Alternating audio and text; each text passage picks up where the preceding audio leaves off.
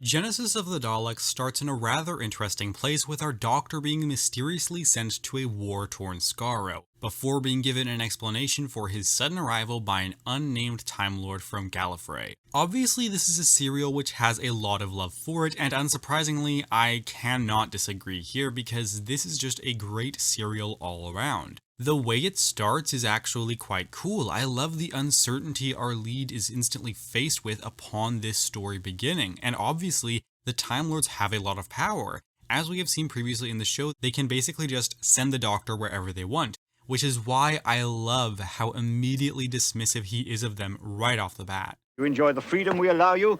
In return, occasionally, not continually, we ask you to do something for us. I won't do it. Whatever it is, I refuse. Daleks.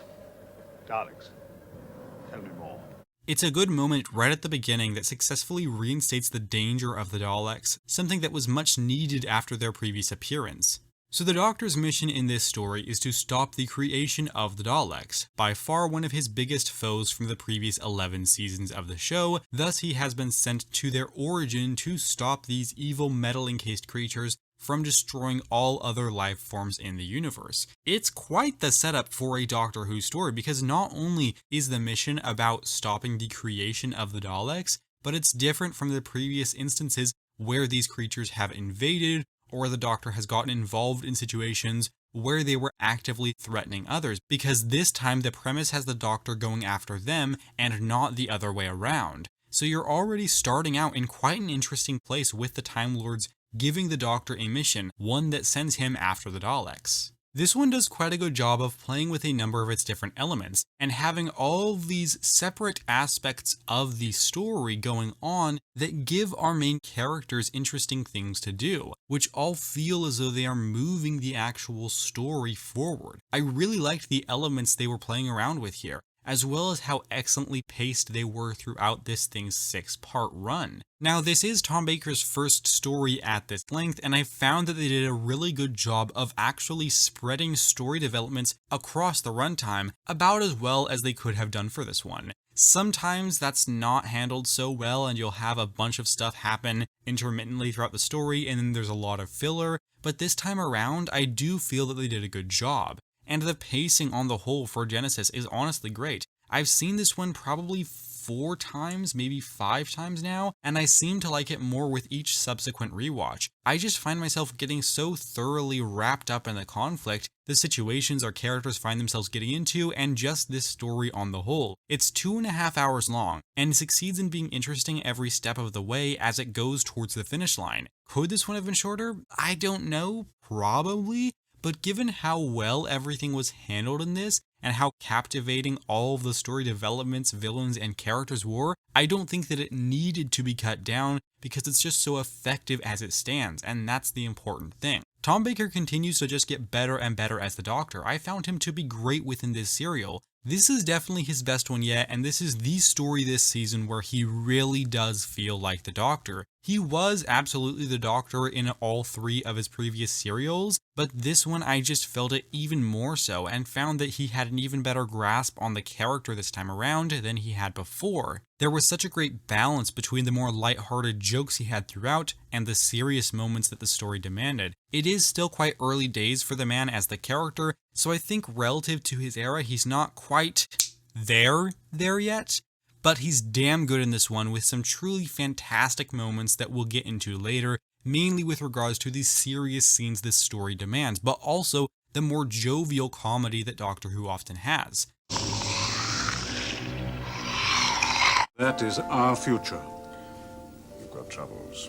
As far as our main companions are concerned, I was impressed. Sarah Jane in particular is really solid here. It has become a bit of a common theme in her run with the Doctor, but she does spend a good deal of time away from him, having to manage on her own or with other characters for a good deal of the story. In season 11, I did complain a little bit about how much this happened, because I do think it is important to see companions actually spend time and form a connection with the Doctor, but I didn't have a problem with the way it was handled here because both her and the Doctor are distinctly doing separate things for a lot of it, and I was a big fan of both of those sides of this story. Also, in this one, that balance of having two different perspectives with the Doctor and Harry together and Sarah Jane on her own allows for us to have these parallel storylines where we learn information about what is happening in different locations and from different perspectives.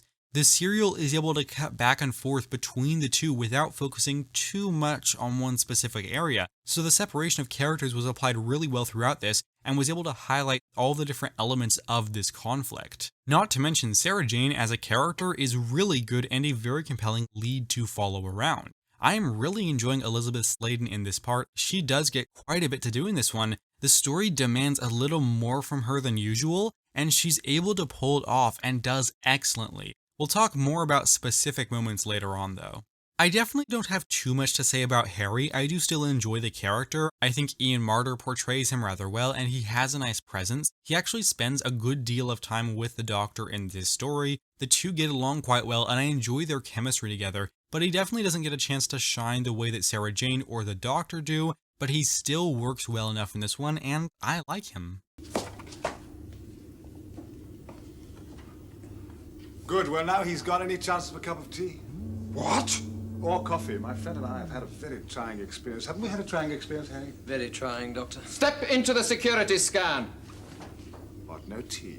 The supporting characters in this serial are quite strong and add a good bit to this story. I don't want to spoil too much surrounding how which characters are involved and what with, or really too much about their contributions. We're going to have a spoiler section later. But I will say that there were several memorable characters that played key roles in the events of this serial and helped in making this one what it was. They're mostly rather well fleshed out and have a noteworthy role in here. Unless you've seen this one a fair few times, you probably won't remember all of their names, but you likely will remember the impression that they made, whether it was in 30 minutes of screen time or just a few. Like the original story with these foes, the Daleks, this one has a main conflict as the backdrop for the overall story, and this time it was with the Thals who we met in their first serial. And they are in a war against the Khaleds who are new to the show, but who we find out are actually the origins of the Daleks, who are mutated Khaleds. So it is in some respects the same conflict that we've seen before, or at least similar, but because we have the Khaleds as opposed to the Daleks taking such a prominence, it does in presentation feel different. In addition to the fact that the story is different to what we've seen before. Now, as a backdrop, I really did think this conflict was used brilliantly, because it is very common in Doctor Who that our heroes will find themselves amid a conflict between two different peoples, and there are plenty of times where it's just not as interesting. But here, the writer of the story, Terry Nation, does a fantastic job of immediately hooking the viewer into the conflict by first putting our characters into dangerous situations and then giving them the opportunity to meet people on different sides of it. And real time is dedicated to fleshing out the characters that we meet as well. The story also does a really good job with its setting. There are a number of different locations throughout as our characters go across this journey, and we see a lot of different places. And I think they did a very good job of capturing those locations. Obviously, you can tell it is a television show. It doesn't look like real life, but I must say that I think a great job was done in capturing these different settings and in creating this atmosphere in which our characters have to survive. Genesis is a really grim and dark story. There's a lot of war imagery we get throughout this thing that works brilliantly in conveying the atmosphere this one is going for. And this is really brought to life by some great direction from David Maloney, who does a fantastic job of making so much about the presentation of this one feel utterly unique to Doctor Who. Had the visual presentation been lacking, I still would have enjoyed this one for its story, but I did not find that to be the case this time around. Did I mention this story is quite funny as well? No matter how powerful their rocket, it cannot penetrate our protective dome. Only a matter of months ago, Davros perfected a new substance, which has the strength of 30-foot thick, reinforced concrete. Never mind about that. Could you help us to find Sarah? This one could have easily leaned into Nazi parallels and war imagery and spent the entire runtime focusing on how grim and depressing this entire situation is, but instead of solely doing that, I felt there was a great balance of allowing these dangerous situations to play out in a very serious and captivating manner, while also allowing for some delightful comedy to be sprinkled throughout. You probably didn't need the comedic moments, but I do think that they add a lot in making this story more fun and feeling true to Doctor Who and this era of the show. Right. I'll give you a map showing how to reach the rocket silo area. Thank you. Well, Doctor, looks as though we've got to cross the wastelands again. Yes. And that's when our troubles really begin. The one side character who plays the most important role in this story is Davros. We meet him within the first part and he's introduced as this very important figure with a lot of authority. He's one of the scientists working with the Khaleds, the greatest scientist actually. It's not clear at first exactly what role he plays in this whole thing, but it is clear he is very instrumental in what is happening on Skaro. In fact, his introduction at the end of part 1 showcases him instructing a Dalek, commanding it to move and to fire its weapon. No. Exterminate.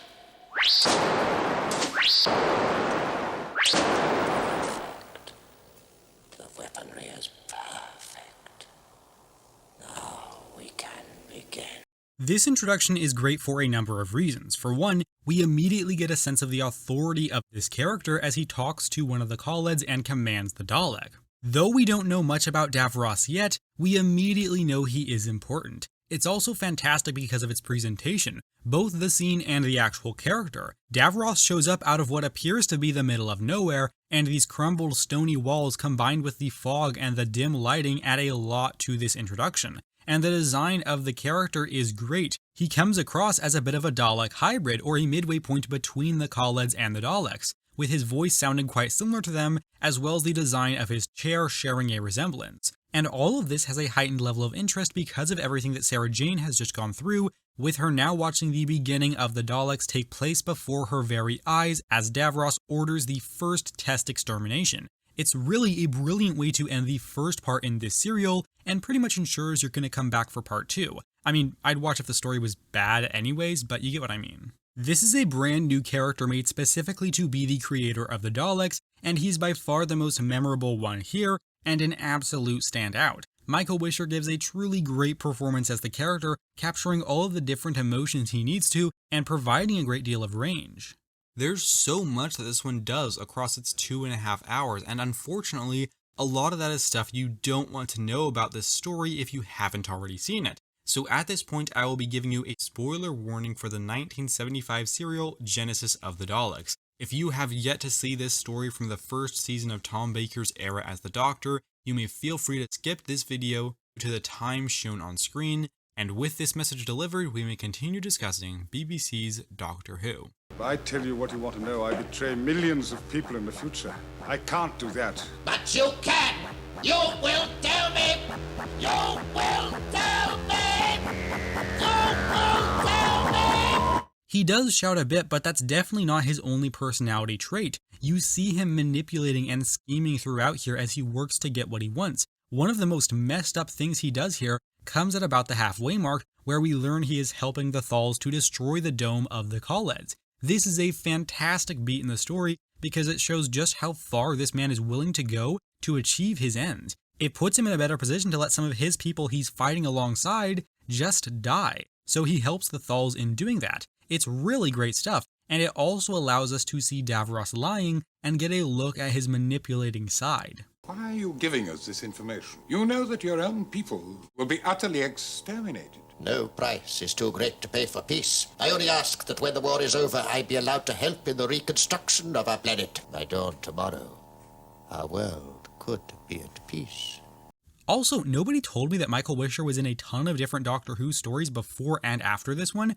I can't believe I found this out independently of other fans. That feels like something you'd hear about more often, doesn't it?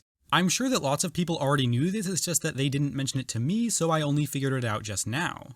And all of the scenes that the Doctor shares with this main villain are thoroughly captivating. I loved seeing these two share a room together, and the dialogue that these two actors perform opposite one another is just great.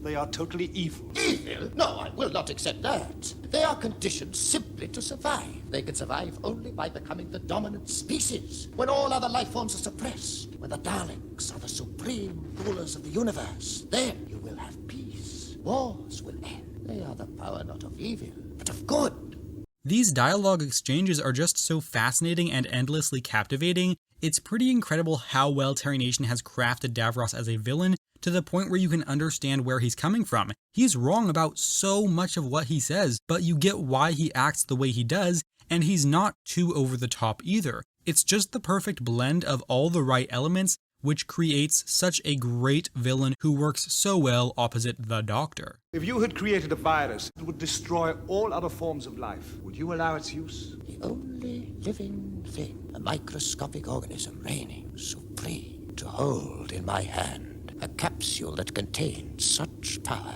to know that life and death on such a scale was my choice, to know that the tiny pressure on my thumb, enough to break the glass, would end everything. Yes, I would do it. That power would set me up above the gods. Now, one question that is worth considering when discussing Genesis of the Daleks is whether or not it is a Dalek or a Davros story. Though this is an unbelievably popular classic serial, there are some people that don't consider it to be a proper Dalek story, akin to the other ones we've seen previously in the show, and while it isn't like those ones, and does give a much bigger focus on Davros himself, I think it is fair to say that this is both a Davros and a Dalek story. Sure, the metal-encased foes do spend a great deal of time in the background of this one, but they're also really important here. However, because this is about the creation and how they came to be, the story has different interests in mind than presenting them in the same way that we've seen before in stories like The Dalek Invasion of Earth, The Power of the Daleks, and The Planet of the Daleks. Where they largely take a center role as the primary villains in each of those stories, here that's not really the case. And as far as I'm concerned, that was absolutely the right call, because when they do show up, they make a really significant impact and are responsible for some of the best moments from the whole thing.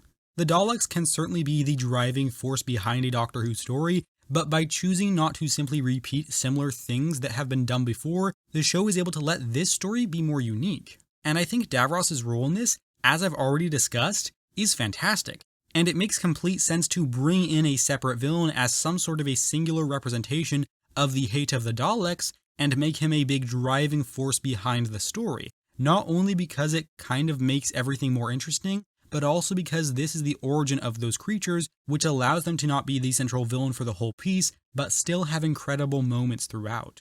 The Daleks have always been known to be inspired by Nazis, and some of the imagery we've seen before makes that fact even harder to go unnoticed, but in this serial that imagery is amplified, and if you're familiar with World War II era Nazis, there's probably a very slim chance that you didn't pick up on this. And the story does use that a lot throughout, and I think to quite effective ends. What we have here is a serial that is incredibly critical of the Daleks and those who work for them, showing what happens when people side with fascism. It's a very political story, and I think all of the elements that are taken from the real world are presented on screen with a bit of a twist which allows them to fit within the narrative and do something a little bit different. Yeah, this stuff isn't hidden in the story, it's very present, but that is by no means a bad thing, because the connections have a specific purpose and the things they do with them are so interesting. Not only does Genesis of the Daleks feel unique, but it also feels like it has meaningful things to say which are still relevant in the real world today.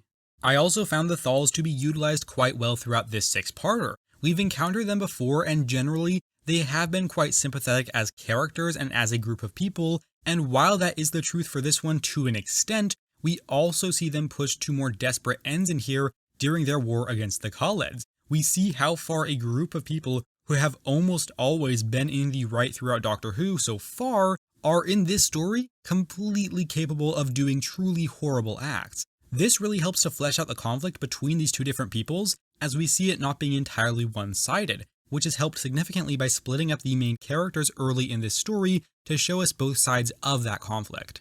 Now this ties into one of the things that Genesis does brilliantly, which is tension. There's several rather tense scenes throughout this, and one of the main ones comes at the end of part 2, the point at which Sarah Jane attempts to escape the Thal guards by climbing up the scaffolding. There's a number of reasons why this works so brilliantly, and one of the main ones is that I care about Sarah Jane as a character. I've gotten to know her already, so this episode has the advantage of using a genuinely solid companion, and equally importantly are the characters she meets, the Mutos as they are unfavorably described in here. We see Sarah Jane, Severin, and several of the others climbing up this scaffolding in their effort to escape quickly before they are shot down. It feels like such a hopeless position to be in, There's very little you can do to evade the bullets of the murderers down below, you just have to hope you can make it up in time. The cinematography here, combined with the lack of music and the shots firing at these characters, all adds to a really tense sequence that just works brilliantly, and this really tense atmosphere is contributed to immensely by this moment.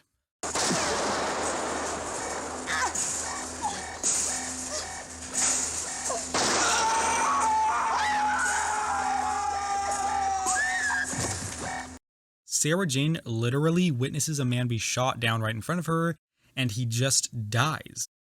It's scenes like this that really help to raise the stakes and the tension of the story. I know while watching this one that Sarah Jane is going to make it out alive. Hell, I've seen it before multiple times, but it still feels like there is a legitimate danger to her in this scene, as opposed to something like this scene in Robot, where while the character is technically in a dangerous situation, you don't feel that communicated in the final product. Here, that is communicated, and it is done very effectively. Also, despite this not being my first viewing of Genesis, I had forgotten about this. Give me a hand. Come on.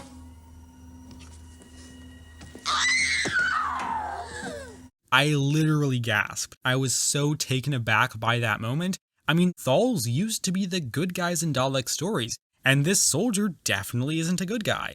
And that's why this stuff is so great, because not only is it incredibly engaging television, but it shows that the groups at play aren't just retreadings of what we've seen before. This one is doing different things with the Thals and the Daleks, and I loved seeing the ways in which that played out. One of the characters that Sarah Jane meets in here is Severin, who really worked for me. He showed just how the mutated people of Skaro are treated in here, with the Thals using them as slave labor to work on their dangerous rocket. As said, these people are rather rudely referred to as mutos, and Severin serves as a pretty endearing character who gets stuck in a difficult situation with Sarah Jane, and they have to work together to get out of it. He's not in the whole story, but he's welcome for the parts that he's in. And the great thing about the drama of this story, those really engaging moments, is that they are very well balanced between our main characters and the different things they're doing throughout this long runtime. That scene on the scaffolding was an example of some high tension in Sarah Jane's storyline, and one of the greatest moments from the Doctors came at the beginning of part 4, where he is trying desperately to stop the rocket from being launched and destroying the Khaled Dome.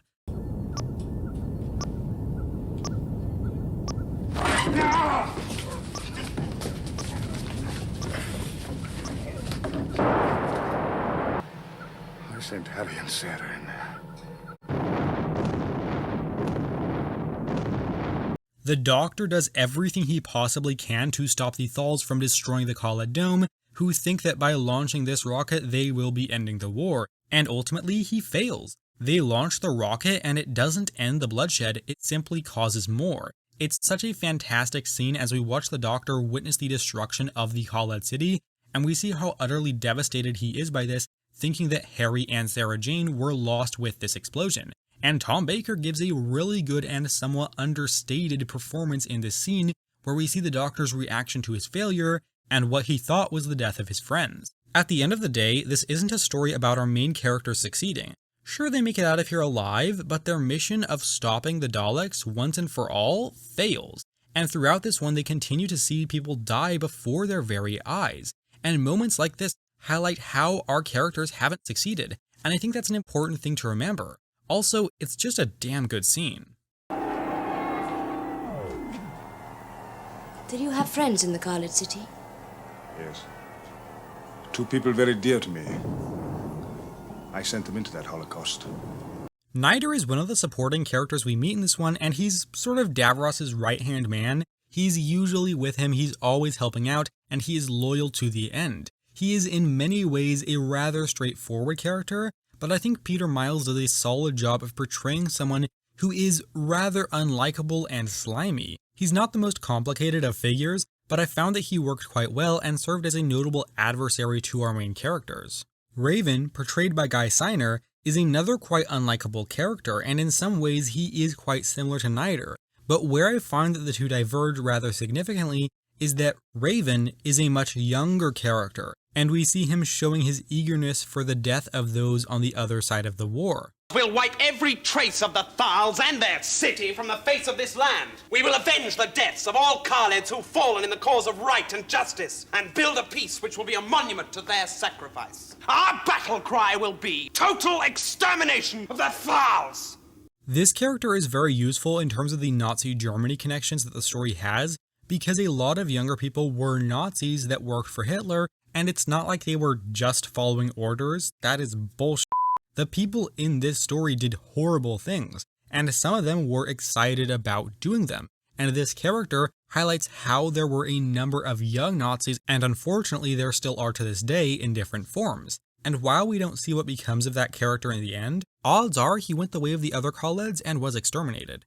Even the people who worked against Davros in the end didn't make it out of this thing. Ronson and Garmin were a couple of the characters who ended up turning against Davros, and I quite liked their usage in this story for a couple of reasons. Firstly, because they just made the story more interesting, because having characters try and fail to fight back against Davros just adds an interesting dynamic to the story as our main characters attempt to navigate this dangerous situation. And in addition to that, the deaths of these characters make the ending of the story all that much more impactful, as we see them be murdered either by those whose plans they are attempting to thwart, or by the Daleks themselves. Let the vengeance begin with the death of the arch-traitor, the Thal spy, Ronson! No! Davros! Exterminate! One of the most talked about scenes from this entire serial comes at the beginning of part 6, when the Doctor holds up those 2 wires and asks himself if he has the right. Because what was the Doctor's mission all about? Well, his goal is to destroy the Daleks and prevent them from destroying all other life forms and taking over the universe. And this scene sees him being confronted with the reality that in order to prevent all of the bloodshed and devastation that the Daleks will cause, he has to be the one to cause the genocide of the Daleks.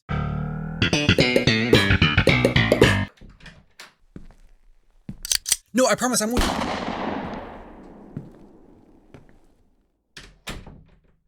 Now, like probably most of you watching this review, I think this scene is great and one of the standout moments from this entire thing. You see, because as much as the Doctor loves to go about the universe, stopping evil and saving lives, he doesn't engage too much in, genocide. Do I have the right? Simply touch one wire against the other, and it's it. The Daleks cease to exist. Hundreds of millions of people, thousands of generations can live without fear, in peace, and never even know the word Dalek. It's a fantastic scene because it is exactly the kind of moral dilemma the Doctor would find himself encountering in this situation, and it's just so damn engaging to watch because he's this close to ending the Daleks, and then he starts thinking about what it actually means to annihilate another species, and whether or not that's something he's capable of doing. I feel that it was very wise to include some form of a scene where the Doctor questions his decision, and the version of what we ended up with is brilliant. All of these actors sell the hell out of this material, and I was completely captivated by it.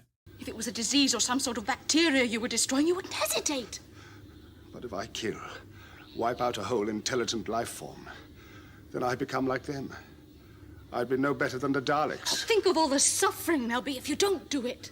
Now, if we are to think about this problem from, I guess, a bit of a utilitarian framework in terms of what causes the least damage on the whole, what ends up with the least amount of people being hurt and dead, which I would argue is the correct way to make this decision, though it does make perfect sense for the Doctor to at least think about what he's doing, well, what we're basically left with is a version of the trolley problem. If you're not familiar with this problem, you basically have a loose trolley and it's heading down some tracks. 5 people are tied on the tracks it's going down, but if you flip a lever, you can change the track so that it kills only one person. Now, this is a very philosophical and moral dilemma because while you acting in flipping that lever saves the lives of 5 people, it is at the cost of the person on the other track. But if you don't flip the switch, 5 people will definitely die.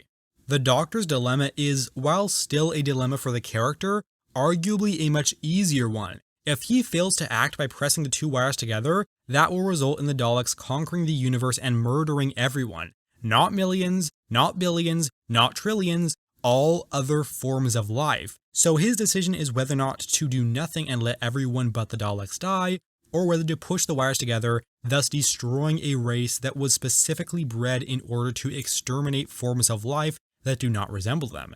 Now, if you're looking at this from the perspective of which decision does cause the least amount of harm, I would say that is pretty clearly pressing the two wires together. At the end of the day though, committing genocide is probably not an easy thing to do, and I do recognize that of course the Doctor is going to be hesitant to doing that. I don't think it's poor characterization or anything, I do think it makes sense, and I really like the scene. I'm just pointing out my perspective on this issue and which option is going to cause the least harm. And ultimately, the Doctor does make the right call, choosing to end the Daleks once and for all in order to protect the universe and everybody who lives in it. Now, this is where we get to an interesting point in the story, because though he makes the decision to end the Daleks, he's never able to follow through on that. Initially, he is interrupted with the news that Davros has agreed to their terms, and that they might be able to end the conflict peacefully. Later in the story, after this has failed, he's interrupted once again, this time by a Dalek, and what this ends up resulting in is the Dalek actually pushing the two wires together, meaning that the Doctor never has to do the deed himself. I'm still not 100% sure how I feel about this. I think it is a little bit of a cop-out to not have the Doctor be the one to actually push the wires together, but at the same time, if you don't want your hero to actually do that in the end, it is kind of a smart way to handle it. Still not quite sure how I feel about that, but at the very least it was engaging. The incubator room. We were able to do anything. Yes, with a little help from a Dalek. But I'm afraid I've only delayed them for a short time, perhaps 1,000 years. What? The total time scale, no more than that.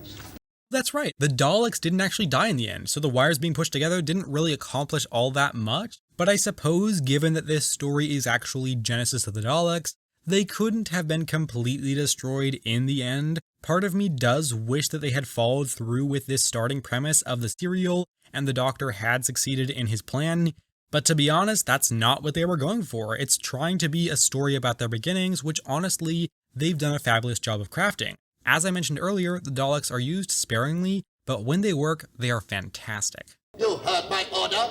Obey! Obey! Neither. Yes, Davros.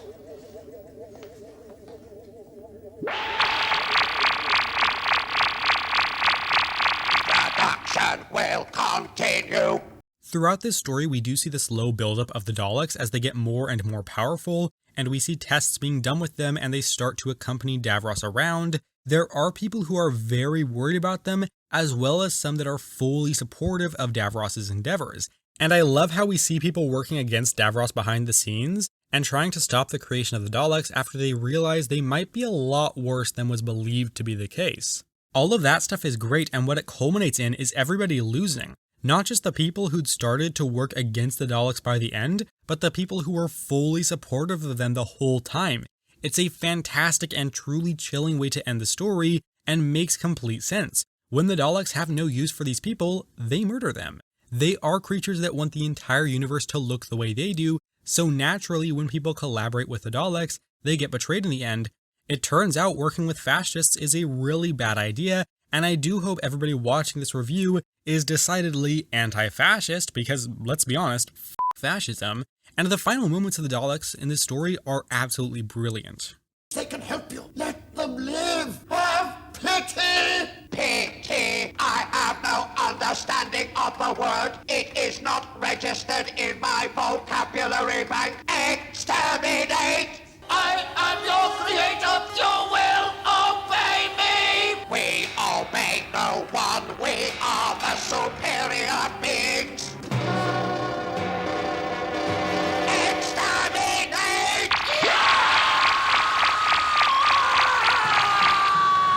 This is fantastic, both as a final moment for the Daleks in the story, where we see that they will rise up, grow stronger, and wreak havoc across the universe, as well as for Davros, where we see his creation destroy not just the Khalid elite, but in the end, him. It's a fantastic death for this character, and I thought that it was brilliantly handled. He does prove throughout this entire story to be one of the most interesting and menacing villains in Doctor Who, not just because of the brilliant performance by Michael Wisher, but also due to the impeccable writing, where we see how driven he is in creating the Daleks as he envisions them, and how conniving and manipulative he is to meet his own ends. And to see the Daleks at the end of the story disobey him causing such a fantastic villain to attempt to destroy the very beings he worked so hard to create, only to result in his inevitable death by the Daleks, that was a truly fitting end to the character. I mean, what more could you ask for?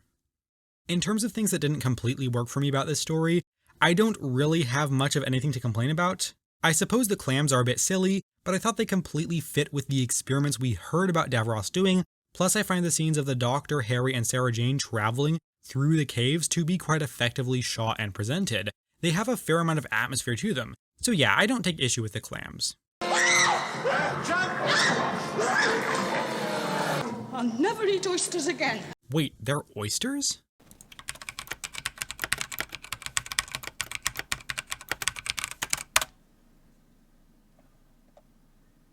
I suppose the ending note of this story is a little bit strange. We failed, haven't we? Failed? No, not really. You see, I know that although the Daleks will create havoc and destruction for millions of years, I know also that out of their evil must come something good. It's not that the moment itself doesn't make sense, I get what they're going for here, I just think it's kind of bizarrely presented and doesn't quite land. Overall, I thought that Genesis of the Daleks was excellent. This wasn't just a great story, but it was one that successfully stood not only the test of time, but the test of the reputation that has been created by the fans who adore it. It's amazing to me that this one still holds up as well as it does, even with the incredibly high expectations that I had going into it. Not only are all of our main characters good or great in this one, with Tom Baker's best performance to date, but the way the story splits them to allow you to get a better understanding of the ongoing war is fantastic, giving a new and interesting look at the conflict between the Daleks and the Thals. The villain in this serial is nothing short of great, serving as one of the absolute best foes the Doctor has ever encountered, as well as being a fantastic singular representation of who the Daleks are. And at 2.5 hours long, this epic is near perfectly paced, wonderfully balancing moments of high tension and lighthearted comedy. The supporting cast is one of, if not the best, the show has yet to see, and they contribute a lot to a story whose characters help to inform the narrative and deliver a serial that serves as a strikingly good representation of the horrible and brutal world that fascism creates. I found this to be an outstanding anti-fascist story, and I'm going to give Genesis of the Daleks a rating of 9.25 out of 10. If you have any thoughts on this one, feel free to leave them down below. I'm expecting a lot of praise, as this serial does tend to get that. Hell, I just spent quite a bit of time doing exactly that, but regardless of your opinion, it is completely welcome here. And I hope you enjoyed the longer review. I know this is probably a bit long for some of my regular viewers, and if that was the case for you, I do apologize. But I hope you all found something to enjoy in here, even if you don't agree with me on some of my takes. But it was a lot of fun to talk much more in depth about a story than I normally do. The script for this wound up being about 4 times the length of most of my other Season 12 reviews, so I understand this is quite irregular, but I had a lot to say about this one, and even though I didn't discuss everything in this serial, I did get to talk about a lot, which is quite nice, frankly. And don't worry, next week I have much less to say about Revenge of the Cybermen. It'll be a much more normal length review, and I do hope to see you around for that or any of the other following weekly classic reviews, or any Doctor Who videos that I do, and if not, if I don't see you around for more, that is absolutely okay, so long as you know that I appreciate your time here today. And with that said, thank you very much for watching, take care, and have a lovely week.